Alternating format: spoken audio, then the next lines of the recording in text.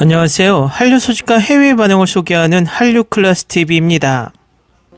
오늘은 프랑스 대표 월간지 르몽드 디플로마티크에 실린 한류 쿨코리아 소프트파워의 문화 유혹은 항상 강압보다도 효과적이다란 제목의 한류 칼럼을 소개해드리겠습니다. 영국에서 작년에 한류 전시회를 계기로 영국과 유럽의 언론들이 한류 기사량이 증가했습니다. 이 한류 기사 대열에 프랑스 대표 언론 르몽드까지 가세했습니다. 그만큼 한류는 전 세계에서 트렌드가 되어가고 있다는 방증 같습니다. 일단 르몽드 기사를 먼저 살펴보겠습니다. 한류 쿨코리아와 소프트파워의 문화, 한국의 기술주도 대중문화는 1990년대부터 큰돈이 되었고 이 작은 나라를 다시 브랜드화하는 세계적인 현상이 되었습니다. 한류 런던의 빅토리아 앨버트 박물관에서 열렸던 전시회는 한류가 어떻게 시작되었고 다음에 어떤 한류가 올지 탐구하는 첫 번째 전시회였습니다. 헬로원의 재난이 한국의 수도를 강타한 이태원에서 150명 이상의 젊은이들의 사망하는 공포는 서울을 한 번도 가본 적이 없는 수백만 명의 마음을 아프게 했습니다. 그들은 2020년 케이블 TV 시리즈 이태원 클라스의 배경으로 좁은 골목과 동네 술집에 익숙했습니다. 이 K드라마의 성공은 한류 또는 코리안 웨이브로 알려진 1990년대 후반 이후 한국 대중문화의 국제적인 매력이 커지고 있음을 보여주었습니다. 한류 이 용어는 2000년대 보이밴드가 H.O.T가 베이징 콘서트에서 12,000명의 팬을 모으면서 만들어졌습니다. K-드라마와 K-팝에 대한 동아시아 열풍은 대륙을 넘어 확산되었고 2008년 한국은 문화수출국이 되었습니다.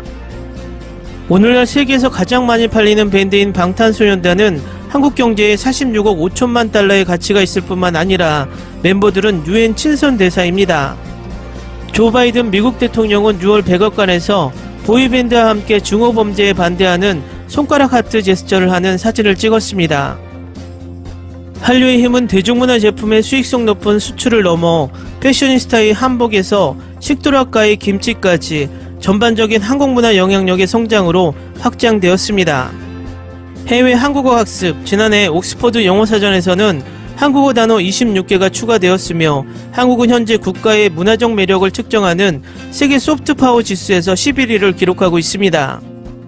소프트파워는 강대국 이웃국가에게 작지만 재능 있는 국가가 자신의 무게를 뛰어넘는 펀치를 날릴 수 있게 합니다. 1990년대 이 용어를 만든 하버드 교수 조세프 나이는 문화 유혹은 항상 강압보다 더 효과적이라고 썼습니다. 한류는 특히 미국의 문화적 패권에 도전할 뿐만 아니라 올해 일본에서 리메이크된 이태원 클라스는 한국의 전 식민 지배자에게 멋진 한국이라는 이름으로 재조명되며 일본이 한류에 사로잡혀 있음을 확인시켜줍니다. K-팝은 소셜미디어 플랫폼을 활용하여 글로벌 팬덤을 확보하고 새로운 패러다임을 만들었습니다. 이수만은 세계의 문화를 가져오면 경제적 부가 따라온다고 말합니다. 웹툰에서 K-드라마까지 기술적 노하우는 문화 수출의 경쟁력을 높였습니다. 만화가 할리우드 슈퍼히어로의 원동력이 된 것처럼 웹툰은 이태원 클라스를 비롯한 성공적인 K-드라마의 씨앗을 뿌렸습니다. K-드라마는 케이블 TV를 통해 처음으로 동아시아 전역에 전파되었습니다. 2000년대 중반에는 스트리밍 플랫폼을 통해 영화와 K-드라마가 전 세계적으로 퍼졌습니다. 처음 미국 문화가 한국의 문화적 발전의 한 요인이 되었을지도 모릅니다. 힙합, R&B, 레게의 문이 열렸던 1990년대 초반 한국어로 랩을 했던 서태지 아이들은 K-팝의 길을 닦는 데 일조했습니다. 2000년대 중반까지 K-팝은 스마트폰과 소셜미디어 플랫폼을 활용하여 글로벌 팬덤을 확보하고 새로운 패러다임을 만들 준비가 되었습니다. 이 현상은 문화적 지배를 가져와 부하 제국 건설의 서구 역사를 역전시킵니다. 아마추어 자막 제작자가 영화 수출을 도왔던 것처럼 K-팝 팬들은 기술에 더 많이 열광하는 경향이 있기 때문에 프로슈머와 프로듀서가 디지털 콘텐츠를 생성하면서 아이돌에 대한 입소문을 퍼뜨리는 데 도움을 주었습니다. 한류는 한국인의 자유주의적 가치와 자신의 뿌리에 대한 자부심 때문에 모든 곳에서 상승했습니다. 그러나 부분적으로 서구 문화 지배에 대한 대안에서 매력을 끄는 한류는 일부 동남아시아 국가에서 자국의 문화산업에 대한 위협에 놀라움을 금치 못해 반발을 불러일으켰습니다. 또 K-드라마는 라이벌들을 눈에 띄게 조용하게 만들었습니다. K-드라마의 약진은 이상하게도 발리우드를 침묵시켰습니다. 한류는 귀에 쏙쏙 들어오는 음악, 완벽한 군무 댄스, 절제된 섹슈얼리티를 갖춘 K-팝과 퀄리티 있는 영화 드라마를 수출 모델로 할리우드가 했던 초기 도전을 지속했습니다.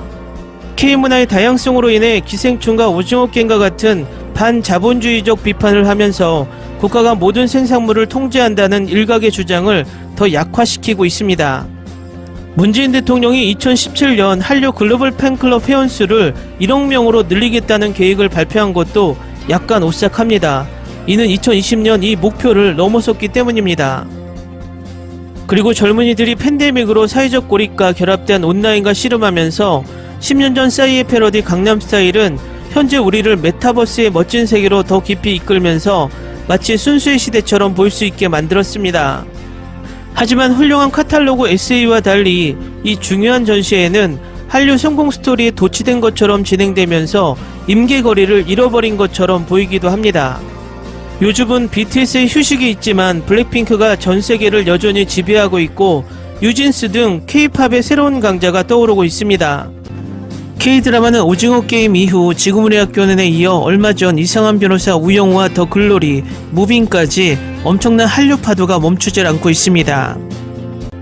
우리는 이 문화적 물결이 어떻게 지속될 수 있을지 뿐만 아니라 그것이 다음에 어디로 향할지 냉정하게 주시하는 것이 현명할 것입니다. 기사 잘 보셨나요? 전체적으로 한류를 잘 분석한 기사 같습니다. 프랑스가 유럽에선 한류가 가장 더디게 퍼지고 있는 나라 중 하나이지만 요즘 심심치 않게 한류 기사를 내놓고 있는 것을 보니 프랑스에서도 이제 한류가 유입되고 퍼지는 단계가 아닌가 추측해 봅니다.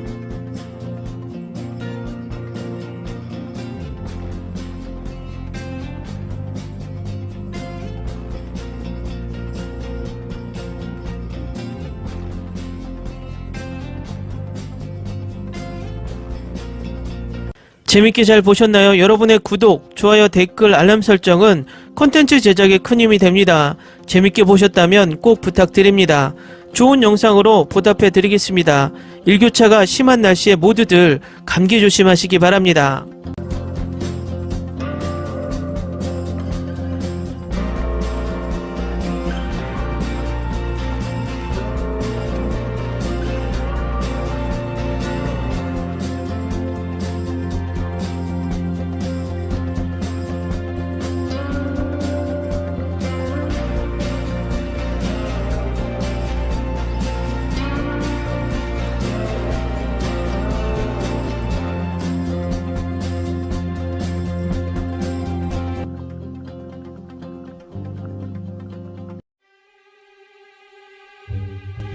Ni se te ocurra.